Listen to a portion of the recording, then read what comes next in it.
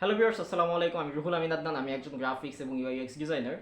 So আজকে আমি কথা বলবো হচ্ছে গ্রাফিক্স ডিজাইন ইন্ডাস্ট্রিতে তোমরা যারা লার্নিংয়ের জন্য নতুন নতুন ঢুকতেছো তারা আসলে কোন ভুলগুলো এড়ায় চলবা এবং আমি কি কি ভুল করছিলাম যেগুলোর কারণে আমি আসলে অনেক পিছায় গেছি এবং এখনও পিছানো আছি। যদি আমি এটা বলি তাহলে আমি বলি আমি যখন গ্রাফিক্স ডিজাইনের কোর্স কমপ্লিট করি তারপর আমি যেটা আমার যেটা থিঙ্কিং ছিল যে আমি যেহেতু গ্রাফিক্স ডিজাইনার, আমি যখন কোথাও জব করব বা আমি যখন মার্কেট প্লেসে কাজ করব তখন আমাকে সব ধরনের কাজ জানতে হবে। সেটা হোক business card design, social media poster design, YouTube thumbnail design, cinema poster design, এরপর তোমার logo design, flyer design, everything যত কিছু আছে একটা ডিজাইন সেক্টরের মধ্যে, প্রিন্টিং যত কিছু আছে মিলাই ঝিলায় আমার সব পারতে হবে। এবং আমি তখন কি করতাম, আমি তখন প্রত্যেক দিন কোনো দিন লোগো ডিজাইন করতাম, কোনো এক সপ্তাহের লোগো ডিজাইন নিয়ে ভিডিও দেখতাম, কোনো এক সপ্তাহ আমি সোশ্যাল মিডিয়া পোস্টার ডিজাইনগুলো দেখতাম এবং সেগুলো প্র্যাকটিস করতাম। এরকম হইতো। ঠিক আছে, আমি জাস্ট এই ধরনের এক একদিন এক এক রকম ডিজাইন করতাম অ্যান্ড 1-1.5 বছর পর আমার যেটা আউটপুট ছিল সেটা টোটালি জিরো। আমি আসলে তখন কিছুই পারতাম না 1-1.5 বছর পর, বিকজ আমার পারতাম না বলতে জাস্ট টুলস পারতাম বাট ডিজাইন পারতাম না। এবং এটার কারণে আমি 1-1.5 বছর পিছিয়ে গেছি। এবং এরপরে দেখা গেলাম কিছুই পারি না, কারণ আমি সব কিছু শিখতে গেছিলাম। সব কিছু শিখতে গেছিলাম। যারা গ্রাফিক্স ডিজাইন ইন্ডাস্ট্রিতে আছে এবং ভালো খুবই ভালো আর্নিং করতেছে, এদের মধ্যে ম্যাক্সিমামই দেখবা তারা সব কিছু ডিজাইন করতে আসলে পারে না। ঠিক আছে, কেউ হয়তো বা সোশ্যাল মিডিয়া পোস্টার ডিজাইন পারে, কেউ হয়তো বা তোমার থাম্বনেল ডিজাইনে এক্সপার্ট, কেউ হয়তো বা নাটকের পোস্টার ডিজাইনে এক্সপার্ট, এরকম অনেকটা আমি চিনি।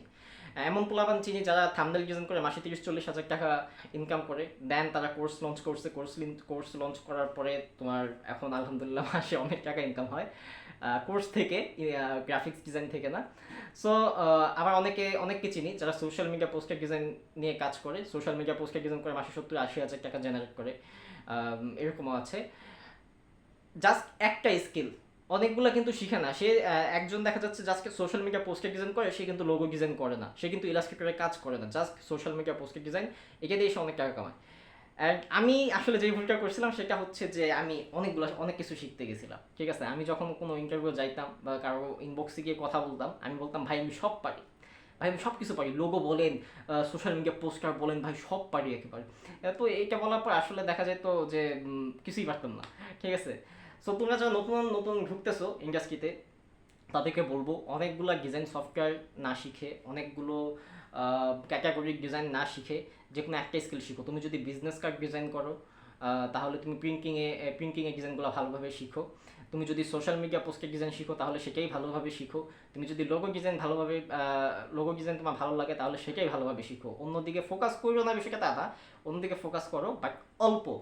ঠিক আছে, ততটুকু ফোকাস করো যতটুকু ফোকাস করলে তোমার লোগো ডিজাইনটা আসলে লোগো ডিজাইনে কোনো খুব ইমপ্রুভমেন্টটা কমা যাবে না। ঠিক আছে, এই তো যারা ইউআই, আরও একটা ভুল যেটা যে আমি গ্রাফিক্স ডিজাইন সেক্টরে ঢুকার পর আমি যেটা করছিলাম যে আমি manipulation design, cinema poster design শেখার দিকে খুব জোর দিছিলাম। ঠিক আছে, সিনেমা পোস্টার ডিজাইন যেটা আসলে সিনেমা পোস্টার ডিজাইনের আসলে ক্লায়েন্ট বাংলাদেশে ওইভাবে নাই। আর নাটক পোস্টার ডিজাইন আছে বাট ওগুলো আসলে শেখা হয় নাই। তো আমি যদি বলি আবার যে ম্যানিপুলেশনের দিকে কখনো যাও না, জাঁকজমকের দিকে যাও না। তুমি সর্বপ্রথম যেটার দিকে যাবা সেটা হচ্ছে টাইপোগ্রাফি। আমি টাইপোগ্রাফিকে প্রথম দিকে খুবই ইগনোর করছিলাম, যার কারণে উল্টাপাল্টা ফন্ট ইউজ করতাম একটা সময়। এখনও দেখা যাচ্ছে অনেক ডিজাইনের মধ্যে ফন্ট দেখা যাচ্ছে পছন্দ হচ্ছে না বা সিনিয়র ডিজাইনাররা ফিডব্যাক দিচ্ছে। সো এরকম আর কি অবস্থা। সো সো তুমি যদি দুইটা জিনিস মাথায় রাখবা, তুমি যদি প্রথম বিগিনার লেভেলে গ্রাফিক্স ডিজাইন হয়ে থাকো, এক নম্বর হচ্ছে যে সকল কিছুর মধ্যে তুমি এক্সপার্ট হইতে যাও না, সকল কিছু তুমি পারবে না। যে কোনো একটা নিশ সিলেক্ট করো, একটা নিশ সিলেক্ট করে সেটার মধ্যে জানপ্রাণ লাগাই দাও। অথবা আর 2 নম্বর যেটা, সেটা হচ্ছে যে টাইপোগ্রাফিতে খুব বেশি ফোকাস করো। টাইপোগ্রাফিটা আসলে কোন ফন্ট ইউজ করা উচিত এবং যাদের ডিজাইন সুন্দর হইতেছে তারা কোন ফন্ট ইউজ করে, এগুলোর প্রতি একটু ফোকাস দাও। আর ম্যাক্সিমাম ডিজাইনার যারা আছে, যারা লার্নিং এর মধ্যে আছে প্রথম দিকে, তারা মূলত এই দুইটা ভুল বেশি করে যে তারা ম্যানিপুলেশন শিখতে চায়, থাম্বনেল ডিজাইন, রিটাচিং, তোমার খুবই কঠিন কঠিন ডিজাইন শিখতে চায় অ্যান্ড তারা অনেক কিছু শিখতে চায়, যার কারণে এরা আসলে পিছায় যায়। আর একটা সময় মনে করে আসলে মার্কেট প্লেসে ক্লায়েন্ট নেই, মার্কেট প্লেসে ক্লায়েন্ট নেই, এবং তারা হতাশ হয়ে আসলে একটা সময় গ্রাফিক্স ডিজাইন ছেড়ে দেয়। সো দ্যাটস ইট, আজকের ভিডিওটা এতটুকুই। আর অবশ্যই আমার ইউটিউব চ্যানেলটা সাবস্ক্রাইব করে দিও। যদি ইউটিউব থেকে দেখো আর যদি ফেসবুকে দেখে থাকো তাহলে অবশ্যই ফ্রেন্ড রিকোয়েস্ট দিও অথবা তুমি ফলো দিতে পারো। থ্যাংক ইউ, আসসালামু আলাইকুম।